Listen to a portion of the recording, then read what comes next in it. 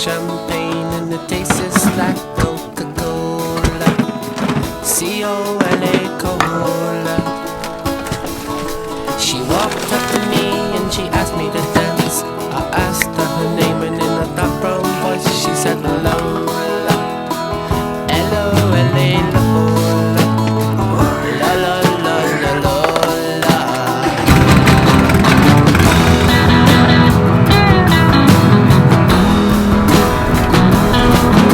Well, I'm not the world's most physical guy, but when she squeezed me tight, she nearly broke my spine. Oh my Lola, la la la la Lola.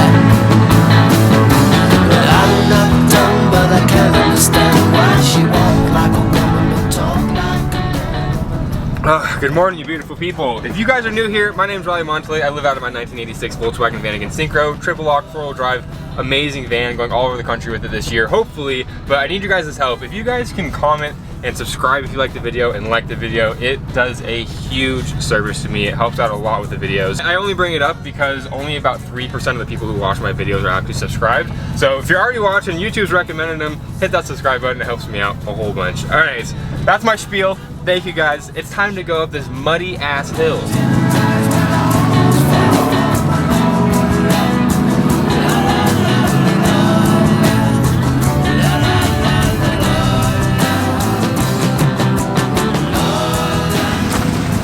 Well, that didn't work.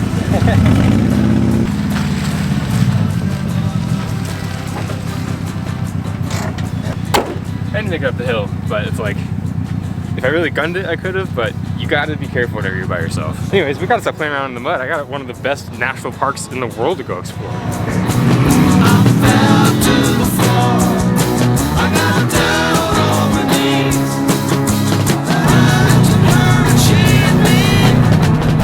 Hey, can I get the interagency pass? Are you carrying chains with you today? No. You do need to carry chains. Oh, really? $160 for chains? Why do I need chains? That's so stupid. A 4-wheel drive vehicle? Well, I got my America the Beautiful pass. That's a quick tip if you ever go into a national park, instead of buying the day pass, just get the America the Beautiful pass, or the, I forget, they have like a technical name for it, but it's the America the Beautiful pass. And this is $80 compared to like the day pass at Yosemite is $60. And this gets you unlimited times in any national park in the US. So it's like, buy this instead. It's $20 more, and even if you go 2 days at like Yosemite or any other national park, it's totally worth it. But I need chains. That's so stupid. Like, honestly, that's really, really dumb. I have gone through like multiple inches of snow on the highway in blizzards, blackout blizzards, like whiteout blizzards on the 80 going up to Tahoe, and I was fine with 4-wheel drive, and they let me through. But it's like barely, it's not even snowing, and I need chains? Unacceptable! And then of course the chains they're selling over there were $160. Just bend me over, why don't you? Honestly, to say you need chains whenever it's not even snowing, and the charge $160 is just straight up disrespectful. So I'm gonna go back to the nearest convenience store and see if they have more reasonably priced chains. Alright, so I bought chains that don't even fit. The chains that fit my tires, since my tires are pretty big, are $170 after taxes and everything. I'm not gonna do that. So I bought the cheapest chains that were $45 after everything, and hopefully those will just act as my pass to get into the park. Because I will literally never need to put chains on the van. It's so stupid they make you do that, but it is what it is, I guess. Alright, we'll see if it works and I can actually get in. I don't even know if they check if you have chains. I assume you could probably just be like, yeah, I got chains, and they let you in, but I guess we'll see. I won't check your ID because I already saw me. Alright, we got through that. Time to see if we can get through the cop. Hey there. You have chains? I do have chains now. Have you driven in the snow before? Yes. Okay, sounds good. Thank you. Yes. Into Yosemite we go! Finally, for 2 hours later.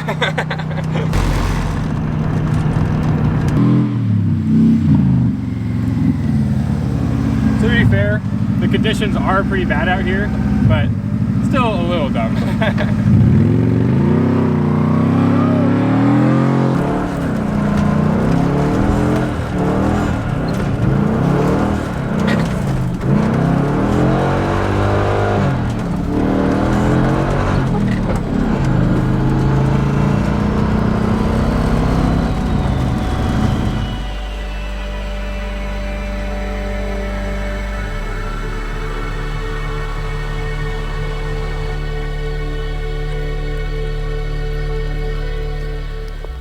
So usually there's an absolutely incredible view here, but I wanted to come here whenever it was snowing, but it's snowing real hard. There's already been a couple inches on the ground like every hour or so, and there's no view. Usually this is a very incredible view. But one cool thing is, if you know where I am, this is Tunnel View, and it is always packed. This is one of the most popular places in the park because the view is so good. But I am the only person here.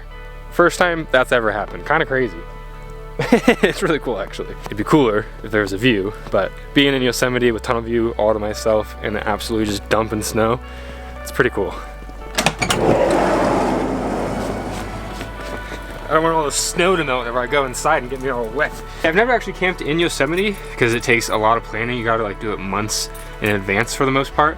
But I'm pretty sure there's gonna be campsites open because a lot of people can't even get to the park, so we're gonna go check them out. Just in like the 10 minutes that I've been stopped, my entire windshield is just completely snowed in.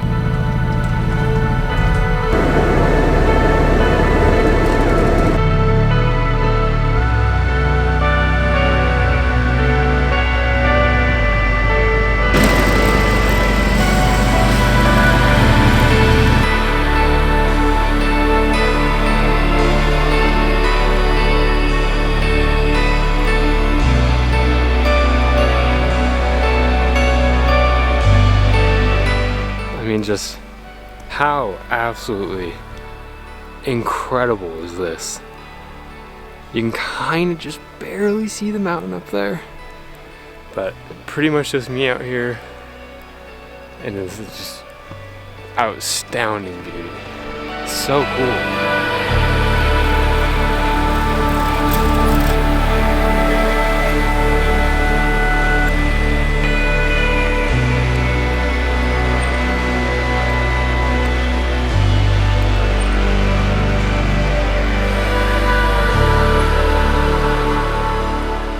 Alright, so it's getting a little too dark for my camera. It stops working whenever it gets really dark outside. As you can see, it's not really focusing. It is so cool to see Camp Curry, like the most busy place in Yosemite for the most part, just empty. No one here, just me walking in the snow.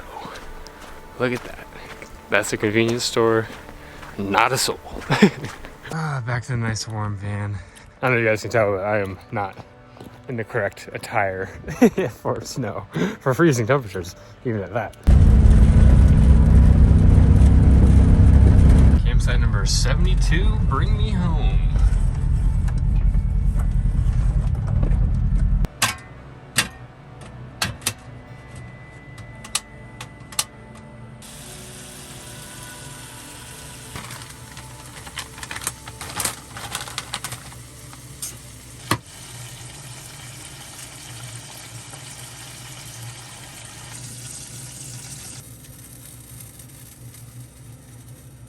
There's very few things that I miss from a house living in a van.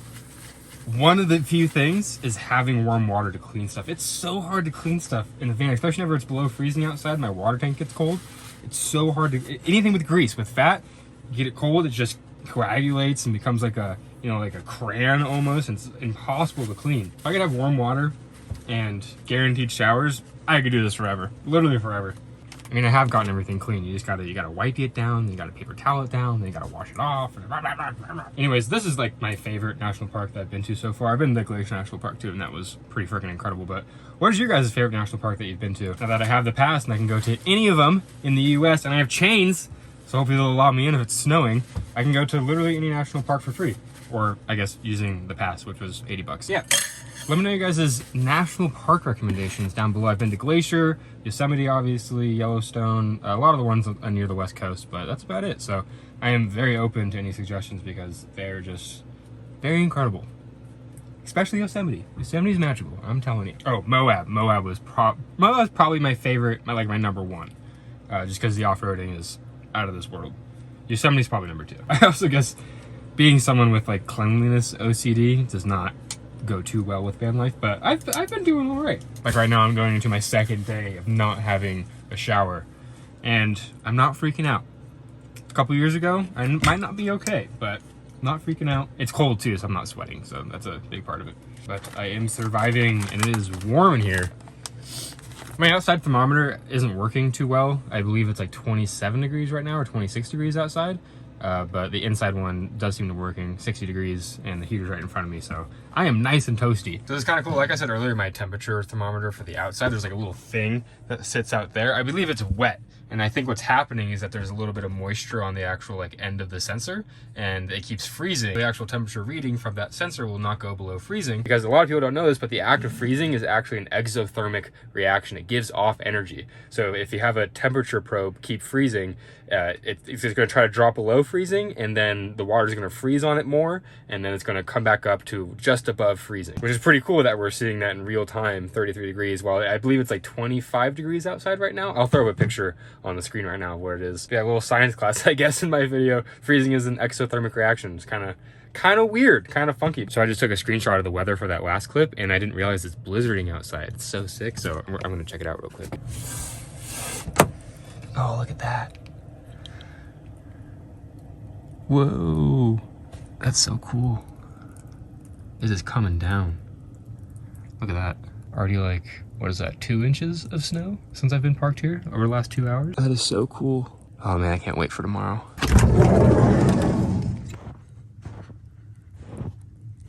Holy crap. Oh yeah. It's really coming down. Here's that little temperature probe I was talking about. My little wee boost. Diesel heater running away. Oh, I'm like covered in snow. We're in the trees here, so it's like super quiet and not too windy like a normal blizzard is. So it just dropped to 32 degrees. We'll see if it goes back up to 33 degrees. Oh, it will have snowed 17 inches today by midnight, which is so sick. The season has been terrible for snow, and finally the Sierras are getting their first big storm. And so sick I get to be in Yosemite for that. Like I said, we are lucky to be in this little cove tree area because the weather app says wind gust up to 37 miles an hour, and there's not a mile-an-hour wind out there. So that's, again, like, couldn't be more perfect. Oh, it dropped 10 degrees in here from me opening up the door. But look at that, went back up to 33 degrees. I believe my hypothesis is correct. The back of the van gets like no heat because the heat points this way and like pretty much stays in the center of the van for the most part, actually. So all my like bedding is hard. 20 degrees outside right now, so it's pretty freaking cold, and I keep hearing snow fall from the trees above me onto the van, and like it'll literally bump the van up and down. There's just so much snow because it is still blizzarding outside, which is so sick. I cannot wait to wake up tomorrow. But got the diesel heater absolutely chooching away, warming the van up, getting everything nice and toasty before I go to bed. Yeah, it is time for me to retire. I will see you beautiful people in the morning. Good night.